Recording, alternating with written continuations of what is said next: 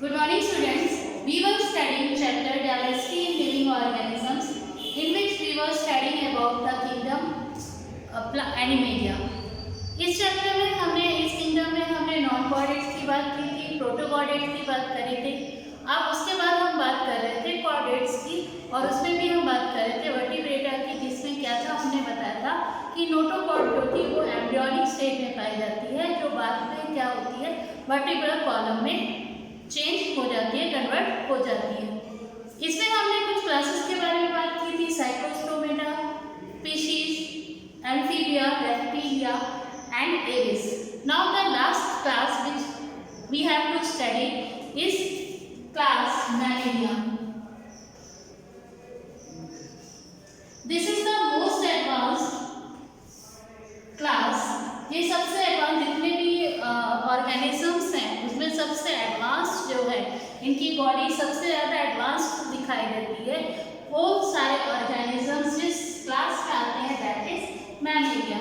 Even humans यानी हम लोग भी जिस क्लास के अंदर आते हैं दैट इज मैमेलिया।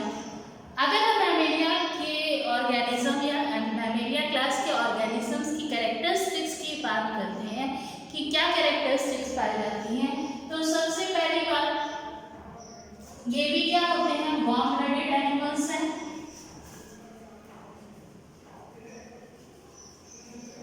हमने इससे पहले बात करी थी एविस जो होते हैं यानी बर्ड्स जो होती हैं वो भी क्या होती है, वार्म ब्लडेड होती है। इसी तरह मैमल्स भी क्या होते हैं, वार्म ब्लडेड होते हैं। वार्म ब्लडेड मीन्स क्या होता है कि ये जो है अब इनकी बॉडी का टेम्परेचर एनवायरनमेंट के टेम्परेचर के अकॉर्डिंग चेंज नहीं होता है, उनका टेम्परेचर हमेशा क्या रहता है, कांस्टेंट रहता है। जैसे हमारी ह्यूमन बॉडी का टेम्परेचर है वो कभी भी चाहे विंटर सीजन हो चाहे समर सीजन हो हमेशा क्या रहता है, कांस्टेंट रहता है, चेंज नहीं होता है। तो इसलिए हम लोग क्या है, वार्म ब्लडेड एनिमल्स हैं। तो जितने भी ऑर्गेनिज्म हैं जिनकी बॉडी का टेम्परेचर एनवायरनमेंट के टेम्परेचर के अकॉर्डिंग चेंज नहीं होता है, they all are warm blooded animals, और जिनका चेंज हो जाता है they are cold blooded animals. So हम लोग क्या है, वार्म ब्लडेड एनिमल्स हैं। जितने भी मैमल्स हैं वो सब क्या है, वार्म ब्लडेड एनिमल्स हैं। इनके हार्ट की बात करें, हार्ट में कितने चैम्बर्स होते हैं, तो हार्ट है 4 चैम्बर्स। हमने बात करी थी, अगर फिशेस की बात कर रहे थे तो हमने कहा था वहाँ पे 2 चैम्बर होते हैं। जब एम्फीबियंस की बात करी थी तो वहाँ हमने बताया था 3 चैम्बर होते हैं। और जब हमने रेप्टिलिया की बात करी थी तो उसमें दोनों तरह के, कुछ में 4 चैम्बर पाए जाते थे, कुछ में 3 चैम्बर पाए जाते हैं। बट एविस और मैमल्स जो है क्लास के ऑर्गेनिजम्स हैं उनमें हार्ट जो है वो कितने चैम्बर्स का होता है, 4 चैम्बर्स का होता है।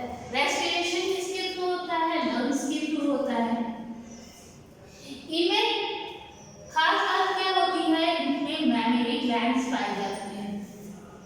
मैमेरी ग्लैंड्स नाम पे ही क्या होता है, इस क्लास का नाम मैमेलिया रखा गया है। और ये इसकी क्या है, सबसे खास फीचर है कि इस क्लास के जितने भी ऑर्गेनिजम्स हैं इनमें क्या होता है, मैमेरी ग्लैंड्स प्रेजेंट होता है। ये मैमेरी ग्लैंड्स में क्या होता है, मिल्क प्रोड्यूस होता है, जिससे थ्रू मिल्क जो मदर्स होती हैं वो अपने बेबीज को क्या करती हैं, नरिश कर सकती हैं। इसके अलावा मैमेरी ग्लैंड्स के अलावा और भी ग्लैंड्स पाई जाती हैं, जैसे कि ऑयल ग्लैंड्स। स्किन में क्या है, बहुत सारे तरह की ग्लैंड्स पाई जाती हैं, ऑयल ग्लैंड्स हैं, स्वेट ग्लैंड्स है।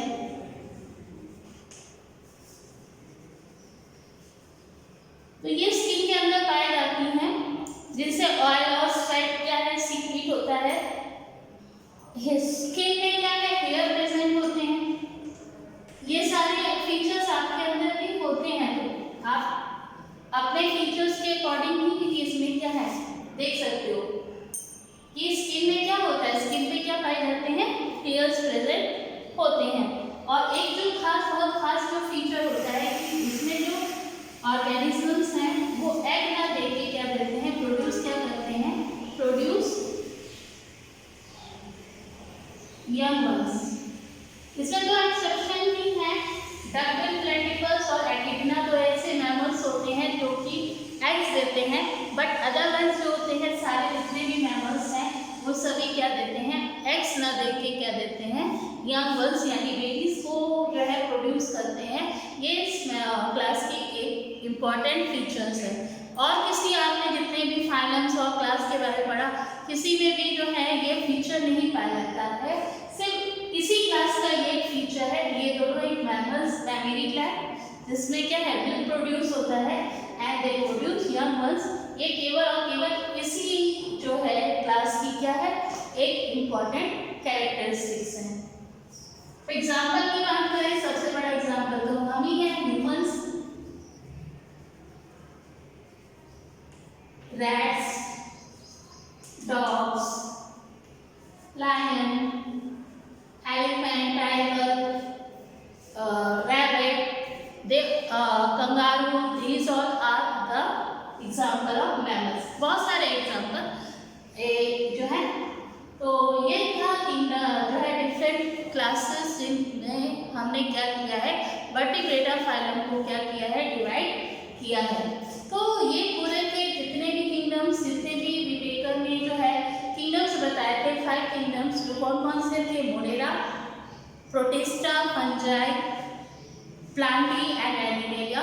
इन 5 किंगडम्स के किस तरह से डिवीजन किया गया, क्या उसके फीचर्स थे, सभी डिवीजन्स के फीचर्स क्या थे, उनके क्या एग्जाम्पल थे, उन सब के बारे में हम लोगों ने इस सब में हमने लेक्चर्स में अपने डिफरेंट लेक्चर्स में कवर किया ना। एक और टॉपिक जो रह गया है जो कि वेरी इंपॉर्टेंट टॉपिक है, वो है नॉमेनक्लेचर।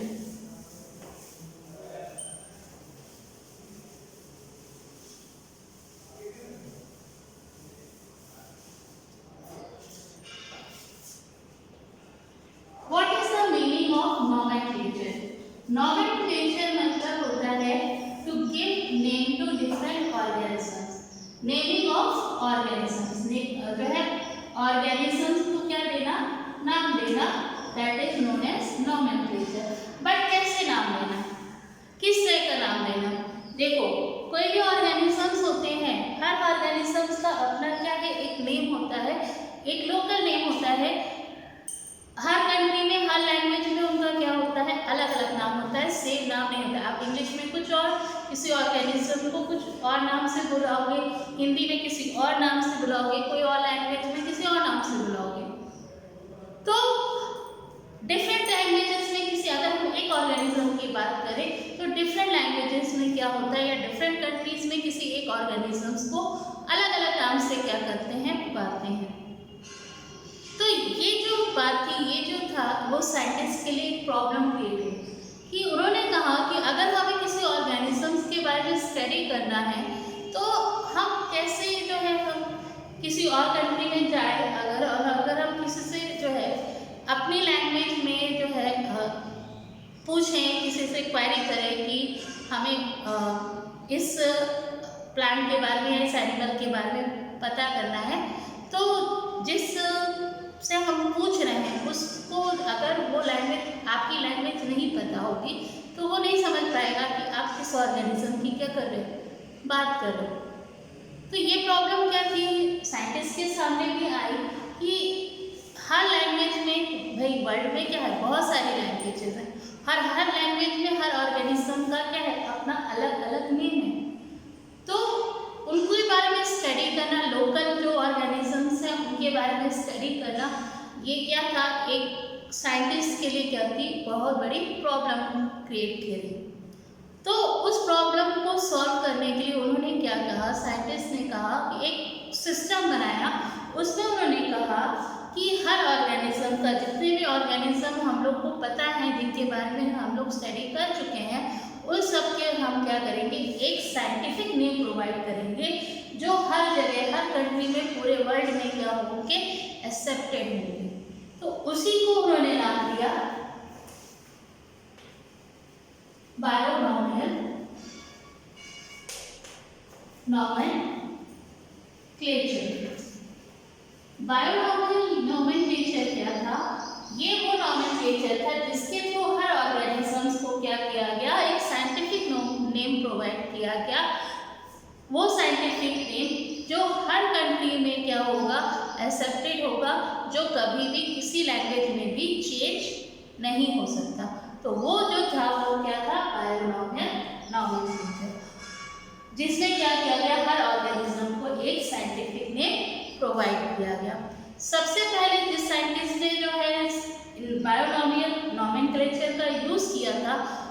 थे कार्ल लिनियस।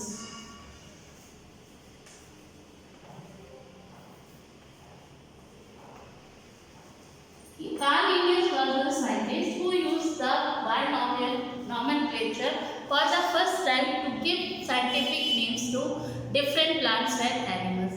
इन्होंने बहुत सारे प्लांट्स और एनिमल्स को क्या किया, साइंटिफिक नेम प्रोवाइड किया। उन्होंने उनकी बुक का भी नाम है सिस्टेमा नेचुरली। उनकी बुक थी सिस्टेमा नेचुरली, ये उनकी बुक का नाम है, जिसमें उन्होंने क्या किया, कई सारे प्लांट्स को उन्होंने क्या दिया, साइंटिफिक नेम प्रोवाइड किया। और इसीलिए इनको फादर ऑफ टैक्सोनॉमी भी कहा जाता है। ये इज द फादर ऑफ, अगर हम बात करें कि who is the father of taxonomy, Karl Linnaeus. Karl Linnaeus को ही जो है फादर ऑफ टैक्सोनॉमी भी कहा जाता है।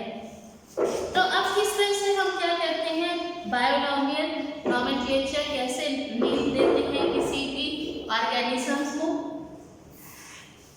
क्या मेथड है जब साइंटिस्ट किसी ऑर्गेनिज्म को नेम देते हैं, साइंटिफिक नेम देते हैं, तो क्या मेथड यूज करते हैं।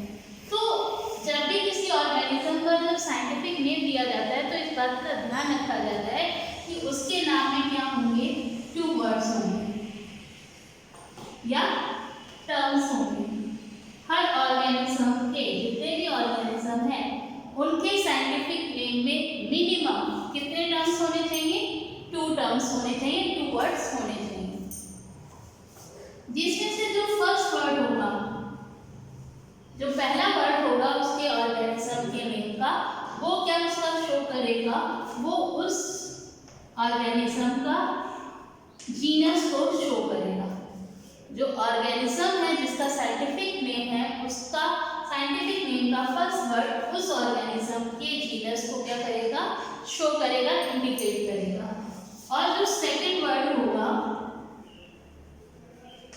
वो शो करेगा उसकी स्पीशीज को, उस ऑर्गेनिज्म के स्पीशीज को क्या करेगा, शो करेगा। तो ये 2 वर्ड होंगे किसके भी, किसी भी ऑर्गेनिज्म के साइंटिफिक नेम के। हर ऑर्गेनिज्म की साइंटिफिक नेम होगा, उसमें कितने होंगे, 2 वर्ड्स होंगे। फर्स्ट वर्ड क्या करेगा, क्या इंडिकेट करेगा, उस ऑर्गेनिज्म के जीनस को इंडिकेट करेगा। और सेकंड क्या करेगा, सेकंड वर्ड उसके क्या शो करेगा, स्पीशीज को शो करेगा। तो जैसे कि एक एग्जांपल लेते हैं, हम बात करते हैं अपने ही, अगर हम ह्यूमंस की बात करें कि ह्यूमंस का अगर साइंटिफिक नेम अगर हम बात करें तो होता है, जो रखा गया है वो है homo sapiens. Homo sapien is the scientific name of humans. हम लोग का अगर हम क्या आगे बात कि हम लोग का साइंटिफिक नेम क्या है, तो दैट इज होमो सेपियन। तो होमो वर्ड क्या है, ये पहला वर्ड है होमो, तो ये क्या इंडिकेट करेगा, जीनस को इंडिकेट करेगा। और सेपियंस वर्ड किसको शो कर रहा है, स्पीशीज को इंडिकेट कर रहा है।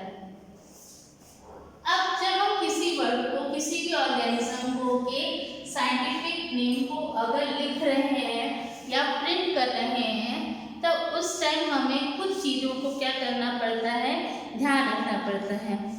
कुछ रूल्स होते हैं किसी भी साइंटिफिक वर्ड को या साइंटिफिक नेम को लिखने के लिए, क्या होते हैं, कुछ रूल्स होते हैं। उन रूल्स को सभी को क्या करना पड़ता है, फॉलो करना पड़ता है। तो पहला रूल क्या है कि जब भी हम नेम लिखें तो सबसे पहले बात तो 2 वर्ड होंगे। तो फर्स्ट वर्ड जो होता है, यानी जीनस, जो जीनस को क्या कर रहा है, इंडिकेट कर रहा है, उस वर्ड का पहला लेटर क्या होगा, हमेशा कैपिटल होगा। हमेशा जीनस टर्म का फर्स्ट लेटर कैसा होना चाहिए, जब आप लिखोगे या प्रिंट करोगे तो हमेशा कैसा होना चाहिए, कैपिटल में लिखना चाहिए, कभी भी स्मॉल में नहीं लिखा जाएगा। फर्स्ट लेटर, बाकी सारे स्मॉल होंगे but first letter will be in capital. और जो स्पीशीज है, जो सेकंड वर्ड है, वो उसके सारे लेटर्स, पहला दूसरा कोई भी लेटर होगा, वो सब क्या होंगे, हमेशा स्मॉल में होंगे, कोई भी लेटर कैपिटल में नहीं होगा। सिर्फ जीनस का जो पहला वर्ड है और साइंटिफिक नेम का जो फर्स्ट वर्ड है उसका पहला लेटर ही क्या होगा, कैपिटल होगा, और सारे लेटर्स क्या होंगे, स्मॉल होंगे। दूसरा जो रूल है वो क्या कहता है कि हमें जब भी क्या करें, इसको लिखें, राइट करें, साइंटिफिक नेम को लिखें, तो इसको हमें हमेशा क्या करना है, अंडरलाइन करना है। देखिए मैंने भी जब लिखा तो इसको क्या किया, अंडरलाइन किया। तो आपको भी ध्यान रखना है कि जब भी आप लिखोगे कोई भी साइंटिफिक नेम, किसी भी ऑर्गेनिज्म का साइंटिफिक नेम लिखते हैं तो हमेशा हम उसको क्या करते हैं, अंडरलाइन करते हैं। और जीनस और स्पीशीज दोनों को हमें सेपरेटली अंडरलाइन करना है, एक सिंगल लाइन में दोनों को अंडरलाइन नहीं करना है। This is the wrong method. आपको क्या करना है, जीनस और स्पीशीज दोनों वर्ड्स को क्या करना है, सेपरेटली अंडरलाइन करना है। अंडरलाइन दोनों को एक ही लाइन से अंडरलाइन नहीं करना चाहिए। और मान लो जब आप प्रिंट करते हैं, टाइप जिस टाइम कर रहे होते हैं, तब वहाँ पे क्या है, हमें अंडरलाइन नहीं करना है, तब वहाँ पे हम क्या करते हैं, इटैलिक्स यूज करते हैं। वर्ड्स कैसे यूज करते हैं, इटैलिक्स यूज करते हैं। इटैलिक्स मतलब थोड़ा सा हल्के से क्या होते हैं, स्लैंटेड होते हैं, टेढ़े वर्ड्स होते हैं। टाइपिंग के टाइम पे जब आप कंप्यूटर में टाइप वगैरह करते होगे तो एक फॉन्ट आता है इटैलिक्स का, उसको जब यूज करते हैं तो वर्ड्स जब आप टाइप करते हो तो हल्के से क्या आते हैं, टेढ़े आते हैं। तो वही चीज़ है कि जब हम प्रिंटिंग करते हैं तो उस टाइम पे जब हम किसी को साइंटिफिक नेम लिखते हैं तो वहाँ पे हम इटैलिक्स वर्ड यूज करते हैं, इटैलिक्स फॉन्ट में वर्ड्स को टाइप करते हैं, वहाँ पे अंडरलाइन करने की जरूरत नहीं पड़ती। बट अगर हम लिख रहे हैं, किसी कॉपी में राइट कर रहे हैं, तो वहाँ पे हम क्या करेंगे, वहाँ पे हम उसको अंडरलाइन करेंगे। I hope you have understood. So this is all about the binomial nomenclature. उसके अलावा और बहुत सारे ये तो ह्यूमंस की भी अगर हम बात करें, राना टिग्रिना है, that is of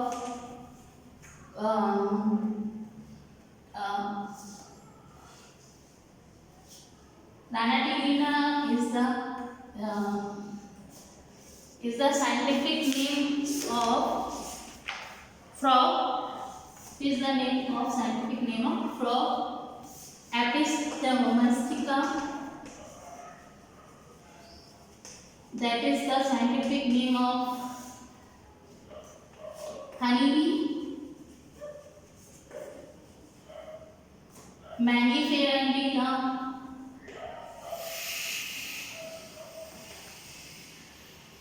That is the scientific name of mango. Panthera leo.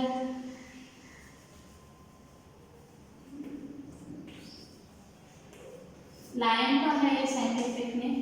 So all the living organisms has been given a scientific name. जितने भी living organisms हैं जिनके बारे में हमें known है, जिनके बारे में हमें knowledge है, उन सबको हमने क्या किया है, एक साइंटिफिक नेम प्रोवाइड किया है।